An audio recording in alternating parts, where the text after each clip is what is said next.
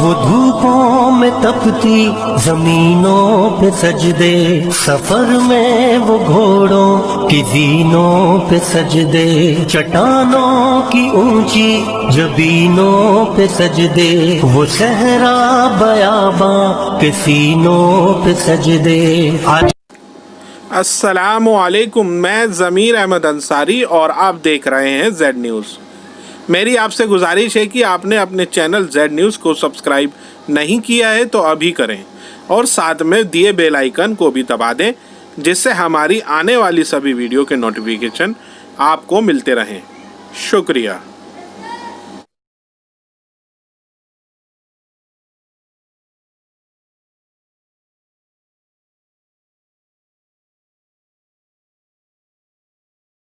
السلام علیکم ورحمۃ اللہ وبرکاتہ۔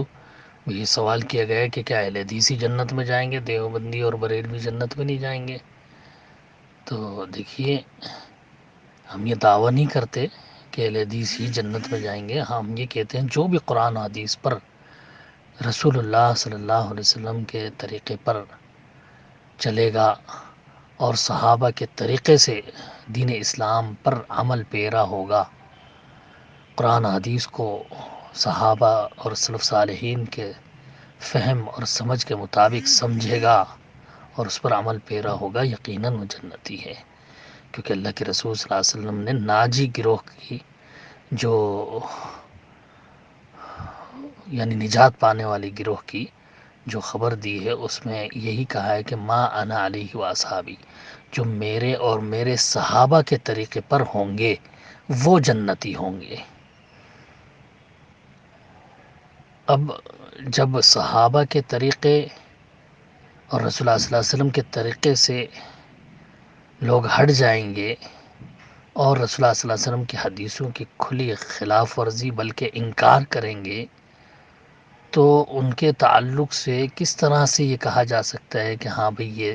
صحابہ کے طریقے پر یا قرآن و حدیث پر صحیح عمل کرنے والے ہیں؟ بہت ساری اس کی مثالیں دی جا سکتی ہیں۔ عقیدہ ہی لے لیجئے کہ عقیدہ تو جو ہے سب سے پہلے ہے، بغیر عقیدہ درست کیے تو دیگر اعمال ہی بیکار، عمل ہی اللہ کے ہاں مقبول نہیں جب تک عقیدہ درست نہ ہو۔ تو عقیدہ ہی جو ہے دیوبندی اور بریلویوں کا ہمیں واضح طور پر یہ ملتا ہے کہ وہ اللہ تعالیٰ کو ہر جگہ حاضر و ناظر موجود جانتے ہیں، جبکہ اللہ تعالیٰ نے واضح کیا ہے کہ الرحمن علی العرش استوی، اللہ تعالیٰ تو عرش پر مستوی ہے۔ اللہ کے رسول صلی اللہ علیہ وسلم نے اس کی وضاحت کری کہ اللہ تعالیٰ آسمانوں میں عرش کے اوپر ہے، کئی حدیثیں ہیں، کئی آیتیں ہیں۔ صحابہ کا تقریباً سب صحابہ کا یہی عقیدہ ہے کہ اللہ رب العالمین عرش پر مستوی ہے، ساتوں آسمانوں کے اوپر، ہر جگہ اپنی ذات سے موجود نہیں ہے۔ تو اس کے خلاف عقیدہ رکھنے والے خود سلف صالحین نے وضاحت کری، یہاں تک کہ امام ابو حنیفہ رحمۃ اللہ علیہ نے وضاحت کری کہ جو یہ عقیدہ نہ رکھے کہ اللہ تعالیٰ عرش پر ہے، آسمانوں میں ہے، تو وہ کافر ہے۔ یہاں تک امام ابو حنیفہ رحمۃ اللہ علیہ کا فتویٰ موجود ہے۔ یہ ایک مثال دی ہے میں نے، ورنہ بہت ساری ایسی ہیں۔ اللہ تعالیٰ جو ہے ایمان کے تعلق سے کہتا ہے کہ ایمان جو ہے بڑھتا اور گھٹتا ہے، لیکن ان کا عقیدہ یہ ہے کہ ایمان گھٹتا بڑھتا نہیں ہے، جبکہ اس کے تعلق سے کئی آیتیں اور حدیثیں موجود ہیں کہ ایمان گھٹتا اور بڑھتا ہے۔ تو گویا کہ ان کا انکار کر رہے ہیں کہ ہاں بھئی ایمان گھٹتا بڑھتا نہیں۔ اس طرح کے بہت سارے عقیدے ہیں۔ نماز کا طریقہ دیکھ لیجئے، اللہ کے رسول صلی اللہ علیہ وسلم کی حدیث بتائی جاتی ہے کہ بھئی اللہ کے رسول صلی اللہ علیہ وسلم نے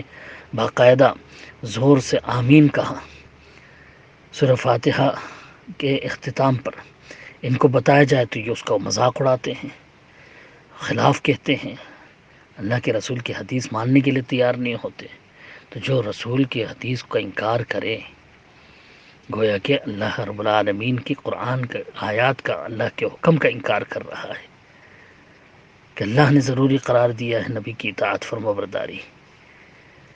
اور جو رفع الیدین کی کتنی حدیثیں ہیں، رکوع میں جاتے ہوئے، رکوع سے سر اٹھاتے ہوئے، لیکن یہ کھلا انکار کرتے ہیں، بلکہ الٹا الزام صحابہ پر لگاتے ہیں کہ نہیں وہ بت رکھ کر کے لایا کرتے تھے اپنے آستینوں میں چھپا کر، اسی وجہ سے جو ہے شروع میں اللہ کے رسول نے حکم دیا تھا، پھر بعد میں منسوخ ہو گیا، حالانکہ اس کی کوئی دلیل نہیں ہے ان کے پاس، لیکن اس طرح کی باتیں یہ لوگ کرتے ہیں، توہین کرتے ہیں صحابہ اکرام کی، اور حدیثوں کا صاف انکار کر دیتے ہیں۔ بہت ساری حدیثیں ہیں جن کا اس طرح کھلا انکار ہوتا ہے، تو کس طرح سے آپ یہ کہہ سکتے ہیں کہ قرآن حدیث پر صحیح طور سے عمل کرنے والے ہیں،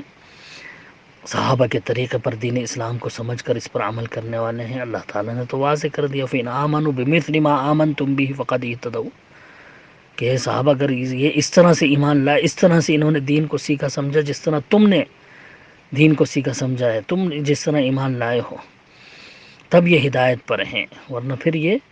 اختلافات میں ہیں۔ تو اللہ تعالیٰ نے جو ہے صحابہ اکرام کی طرح ایمان لانے کا اور ان کی طرح دین کو سیکھنے اور اس پر عمل کرنے کا حکم دیا ہے ہمیں، تو ہمیں چاہیے کہ بھئی جو بھی قرآن و حدیث کے مطابق سلف کے منہج کے فہم سے اس کو سمجھ کر کے اس پر چلے گا، عمل کرے گا، وہ جنتی ہے۔ دعویٰ ہم یہ نہیں کرتے کہ ہاں بھی سب اہل حدیث جنت میں جائیں گے، نہیں،